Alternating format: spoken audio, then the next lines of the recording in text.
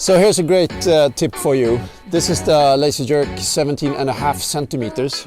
During windy conditions it can be a little bit tricky to actually feel the bait in the line. So a great trick is to go up in size, and the 17.5 is really nice during windy, wavy conditions because you can feel the bait all the time throughout your cast.